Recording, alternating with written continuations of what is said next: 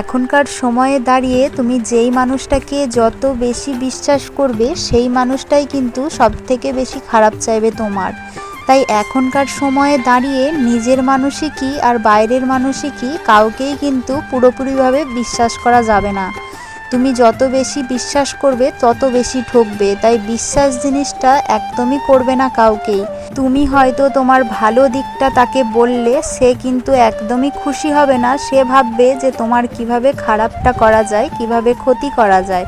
সে হয়তো তোমার সামনে মিষ্টি মুখে কথা বলবে যে না খুবই ভালো, কিন্তু না, তার মনে মনে কিন্তু ভালোটা চলবে না। তার মনে মনে হবে যে ও এত ভালো আছে, আমি এত খারাপ আছি, কিন্তু ও কেন ভালো থাকবে, ওর ভালো থাকাটাও নষ্ট করে দিই, ওকেও ভালো থাকতে দেব না। এমনটাই কিন্তু হয় এখনকার সময়ে দাঁড়িয়ে। তুমি যদি বাড়িতে কোনো ভালো খাবার দাবার রান্না করে খাও, সেটা যদি তুমি আশেপাশে বাড়ির মানুষের সাথে শেয়ার করো, সে কিন্তু একদমই খুশি হবে না, সে কিন্তু হিংসাতে জ্বলবে। কারণ তোমার সুখটা তাদের সহ্য হয় না। তারা হয়তো মুখমিষ্টি যে তোমার সামনে হয়তো তোমার প্রশংসা করবে, তোমার ভালো চাইবে, কিন্তু তোমারই পিছনে কিন্তু কিভাবে তোমার ক্ষতি হবে সেটাই চেষ্টা করবে।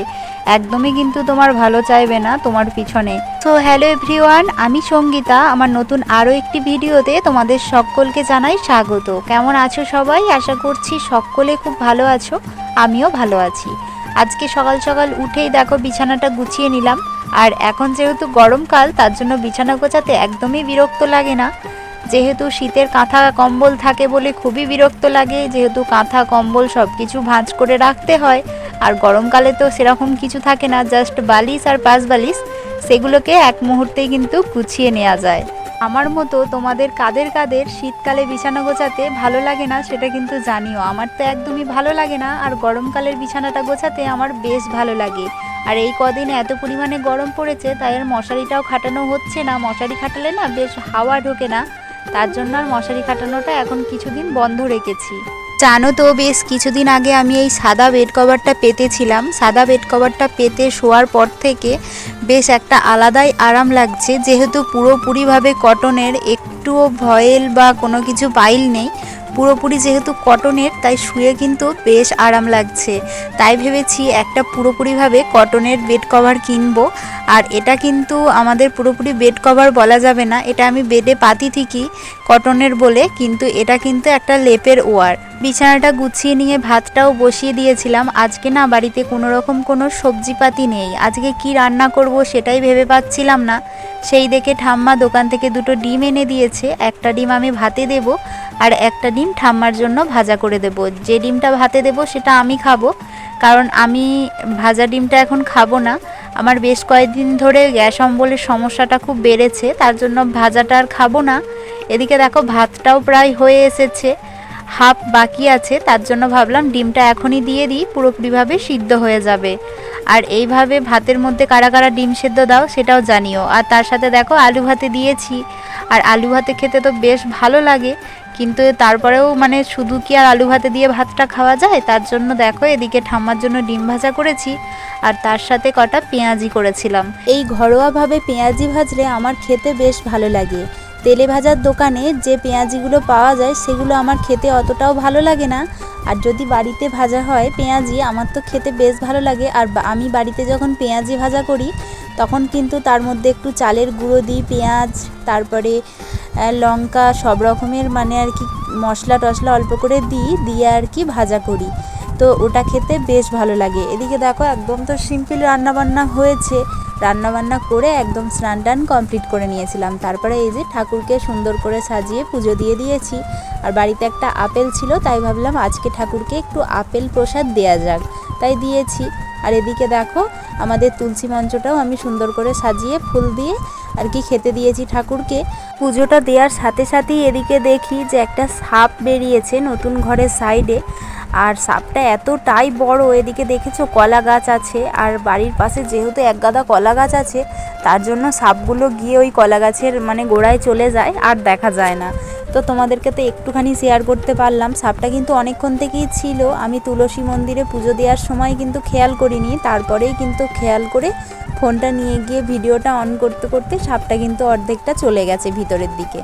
তো তারপরে দেখো সন্ধ্যাবেলা একটুখানি গেছিলাম হাটে, মানে আমাদের এখানে আজকে হাট বসে, সেই হাটে গেছিলাম। হাট থেকে আর কি তারপরে মুদিখানার জিনিসপত্রও কিছু শেষ হয়ে গেছিলো, সেগুলোও নিয়ে এসেছিলাম। আর হাট থেকে একটা গামছা নিয়ে এসেছি, দেখো সেটাও তোমাদেরকে দেখাবো। আর কিছু মুদিখানার জিনিসপত্র, মানে কিছু বলবো না, বেশ অনেক কিছুই শেষ হয়ে গেছিলো, সেগুলোও এনেছি। যেমন ময়দা এনেছি, সাদা তেল এনেছি, চাল ভাজার প্যাকেট এনেছি, তারপরে ছাতু, বিস্কুট, এদিকে বেসন আর মিষ্টিও নিয়ে এসেছি বেশ কয়েকটা। আর এখানে এই যে গামছাটা দেখো, বেশ ভালো, পুরোপুরিভাবে এটা সুতির গামছা। এটা কিন্তু 80 টাকা দাম নিয়েছে আর অনেকটা বড়। এই যে সব কিছু, আবার সবজিও নিয়ে এসেছিলাম। সবজির মধ্যে ছিল হচ্ছে পটল ছিল, ভেন্ডি ছিল, আর করলা, আর কয়েকটা আর কি কাঁচা লঙ্কা ছিল, এগুলোই আনা হয়েছিল। আর এই গরমে তো সবজিপাতি বেশি থাকছে না, বেশি করে নিয়ে এলেও নষ্ট হয়ে যায়। আর এই মিষ্টি খেতে আমরা যেহেতু খুব মানে পছন্দ করি, তার জন্য আর কি মিষ্টিটা আমাদের প্রায় সময়ই আনা হয়। আর তারপরে দেখো বাড়ির কিছু জিনিস তো শেষ হয়ে গেছিলো, মুদিখানা, তার সাথে প্লাস মাজন, সাবান, এগুলোও শেষ হয়ে গেছিলো, এগুলোও নিয়ে নিয়েছি। আর আমি এই সেন্সোডাইন মাজনটা দিয়ে দাঁত মাজি। এই মাজনটা কি ভালো তোমরা কিন্তু জানিও, আমার তো মোটামুটি বেশ ভালোই লাগছে। সেন্সোডাইন জেল এটা, এই মাজনটা দিয়ে এই মানে এর আগে আর একটা মেজেছিলাম, আর এটাই মানে দ্বিতীয়বার নিয়ে এলাম। এটা বেশ ভালো লেগেছে। তোমরা জানিও যে কোন মাজন দিয়ে দাঁত মাজা সব থেকে ভালো। তারপরে এই যে দেখো একটা পন্ডস জেল নিয়ে এসেছি, আর নিয়েছি হচ্ছে একটা ফেস ওয়াশ পাপায়া, মানে আমার প্রচণ্ড পরিমাণে ড্রাই স্কিন, তার জন্য এই পাপায়া ফেস ওয়াশটা নিয়ে এসেছি। যেহেতু আমাদের গ্রামের দোকান থেকে নিয়ে এসেছি, আমি না মানে এইটা ছাড়া আর পাপায়া পেলাম না, মানে অন্য কোনো কোম্পানির পাপায়া ফেস ওয়াশ পাইনি, তার জন্য আর কি ওইটাই নিয়েছি আপাতত।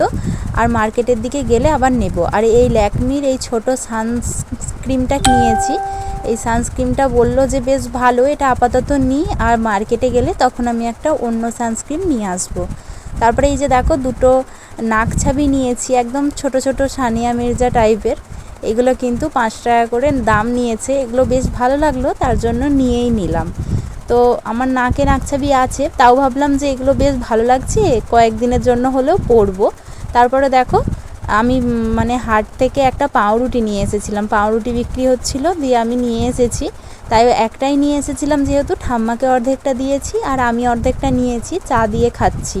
তো চলো আজকের মতো ভিডিওটা এখানেই শেষ করছি। আমার ভিডিওটা যদি ভালো লেগে থাকে অবশ্যই চ্যানেলটা সাবস্ক্রাইব করে পাশে থেকো। টাটা।